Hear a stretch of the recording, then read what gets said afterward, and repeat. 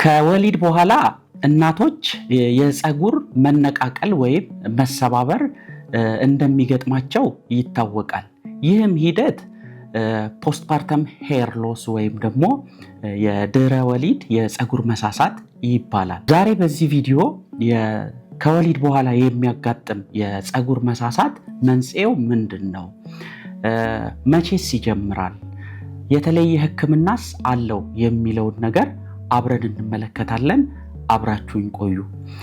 የጭንቅላታችን የራስ ቆብ ከ80 ሺህ እስከ 120 ሺህ የሚገመቱ የፀጉር ዘለላ ወይም ደግሞ ሄር ፎሊክል አለው ተብሎ ይታሰባል። እነዚህ እያንዳንዳቸው የፀጉር ዘለላዎች በሶስት የእድገት ደረጃ ውስጥ ያልፋሉ ተብሎ ይታሰባል።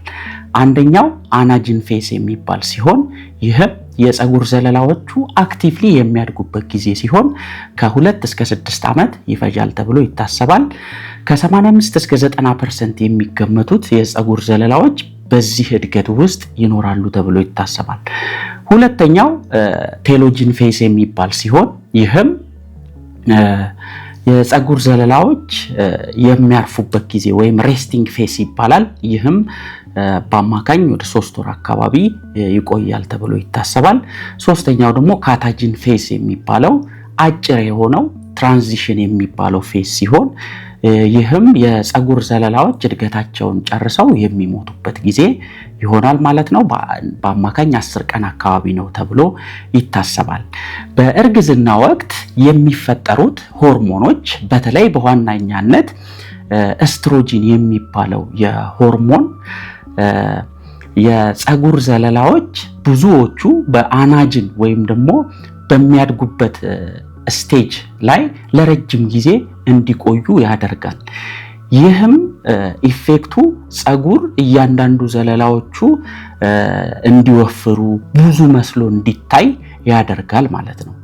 ነገር ግን ከወሊድ በኋላ ኤስትሮጂን እና ፕሮጀስትሮን የሚባሉት ሆርሞኖች በመቀነሳቸው ምክንያት እንዲሁም ፕሮላክቲን እና ታይሮይድ ሆርሞን ፍላክቹዌት በማድረጋቸው ምክንያት እነዛ ግሮዝ ፌዝ ላይ የነበሩት የፀጉር ዘለላዎች ወደ ቴሎጂን ወደሚባለው ወደ ሬስቲንግ ፌዝ ይገባሉ ማለት ነው። እነዚህም ዘለላዎች ከወራት በኋላ በመቆየት እድገታቸውን ይጨርሱና ወደሚቀጥለው ካታጂን ፌዝ በመግባት መሰባበርና መነቃቀል ይጀምራሉ ማለት ነው። ስለዚህ ይህ ሂደት ምን ይፈጥራል? ፖስትፓርተም ሄር ሎስ ወይም ደግሞ ከወሊድ በኋላ የሚያጋጥም የፀጉር መሳሳት ብለን እንገልጸዋለን ማለት ነው። ይህ ከወሊድ በኋላ የሚያጋጥም የፀጉር መሳሳት ብዙውን ጊዜ እናቶች በወለዱ ከሁለተኛው እስከ 4ኛው ወር አካባቢ የሚጀምር ሲሆን ብዙዎቹ እናቶች ላይ ለ6 ወር ወይም ለ1 ዓመት አካባቢ ሊቆይ ይችላል። ከላይም እንደጠቀስነው ዋና መንስኤው የሆርሞን ስርዓት መቀየር ነው ማለት ነው። ስለዚህ ይህ የፀጉር መሳሳት እናቶች ከወለዱ ዓመት ከሆናቸው በኋላ ፀጉራቸው እንደገና በራሱ ምንም አይነት ሕክምና ሳይደረግለት ወደ ቦታው መመለስ ይጀምራል ማለት ነው። እንዲሁም ብዙዎቹ እናቶች ከእርግዝና በፊት ወደ ነበረበት ፀጉራቸው ይመለሳል ማለት ነው። ሆኖም ግን የተወሰኑት ፐርሰንት ሴቶች ፀጉራቸው እድገት ቢኖረውም ከእርግዝና በፊት ወደ ነበረበት ላይመለስ ይችላል ተብሎ ይታሰባል ማለት ነው። ስለዚህ ከወሊድ በኋላ የሚያጋጥም የፀጉር መሳሳት ወይም ፖስትፓርተም ሄር ሎስ ለማከም ምንም አይነት ስፔሲፊክ ትሪትመንት የለንም ማለት ነው። ስለዚህ በራሱ የሆርሞን ስርዓት መዛባት የሚያመጣው ነገር ስለሆነ ምንም ስፔሲፊክ ትሪትመንት የለውም። ሆኖም ግን ሴቶች አንዳንድ ነገሮችን በማድረግ የፀጉር እንክብካቤያቸውን መጨመር፣ ፀጉራቸው ላይ የሚመጣውን ጫና መቀነስ ይችላሉ። ከነዚህም መደረግ ካለባቸው ነገሮች መካከል አንደኛው ፀጉራቸው ላይ የሚመጣውን ስትረስ ወይም ጫና መቀነስ፣ በሚታጠቡበት ሰዓት ሆነ በሚያበጥሩበት ሰዓት ጥንቃቄ ማድረግ ይኖርባቸዋል። ሲያበጥሩ ጥርሳቸው ሰፋ ያለ ማበጠሪያዎችን መጠቀም ይመከራል። እንዲሁም በሚታጠቡበት ሰዓትም ፕሬሸርን መቀነስ ያስፈልጋል። ሌላው ደግሞ በተቻለ መጠን በዚህ ሰዓት ፀጉር ባይተኮስ፣ ምክንያቱም ሂት የሚባለው ወይ ደግሞ ሙቀት እና ሌሎች አንዳንድ ኬሚካሎች ተጨማሪ ፀጉር መሰባበር ስለሚያመጡ ነው። ሌላው ደግሞ ፀጉራችሁን ስታስሩም ሆነ ስትሰሩ ቴንሽን ፍሪ ቢሆን ጥሩ ነው። በጣም ጫና ካሳድራችሁበት አዳዲስ የሚያድጉት የፀጉር ዘለላዎች እንደዚህም የነበሩትም የመነቃቀልና የመሰባበር እድል ይገጥማቸዋል ማለት ነው። በተጨማሪ ለፀጉር መሰባበርና መነቃቀል ተብለው የተሰሩ ሻምፖና ኮንዲሽነሮችንም መጠቀም ምንም እንኳን ቶታሊ አቮይድ ባያደርገውም ፀጉራችሁ እንዲወፍር የሚያድጉት ፀጉሮች ደግሞ እርጥበትንም በመፍጠር ለፀጉራችሁ እንክብካቤ ጥሩ ይሆናል ማለት ነው።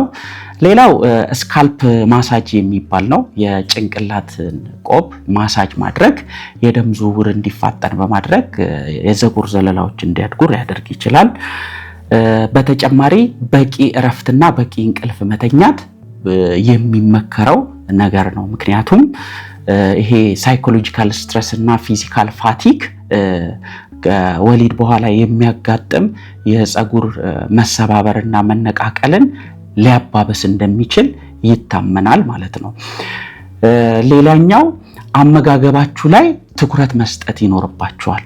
ምንም እንኳን ይህን ችግር በአመጋገብና ነገሮችን በማስተካከል ባትመልሱትም በአመጋገብ ምክንያት የሚፈጠረውን የፀጉር መሰባበርና መነቃቀል ልትቀንሱ ትችላላችሁ።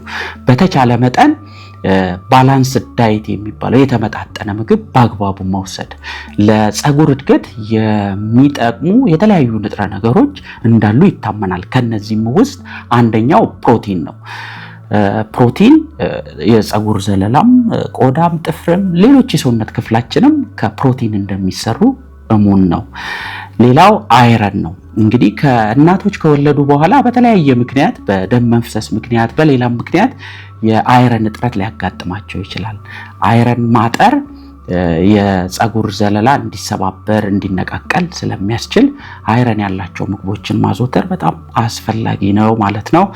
ሌላው ኦሜጋ 3 ያላቸው የምግብ አይነቶች ቫይታሚን ሲ፣ ቫይታሚን ኤ፣ ቫይታሚን ዲ፣ ዚንክ፣ ማግኒዥየም፣ ሴሊኒየም የሚባሉ ንጥረ ነገሮችም እጅግ ወሳኝ ናቸው ማለት ነው።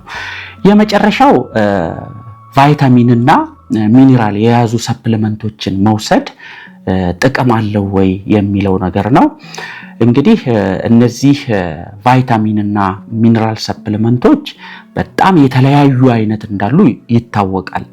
ሆኖም ግን ከላይ እንደጠቀስነው የተለያዩ ንጥረ ነገሮች ለእናንተ አጠቃላይ ጤናም ሆነ ለፀጉራችሁ እድገት ጠቃሚ መሆኑ ይታወቃል። ሆኖም ግን ሰፕሊመንቶችን ስትጠቀሙ ሁሌም በሐኪም ትዕዛዝ ቢሆን ይመረጣል። ምክንያቱም አንዳንድ ንጥረ ነገሮች ይዘታቸው ከፍ ሲል ጤናም ላይ ጫና ስለሚኖራቸው።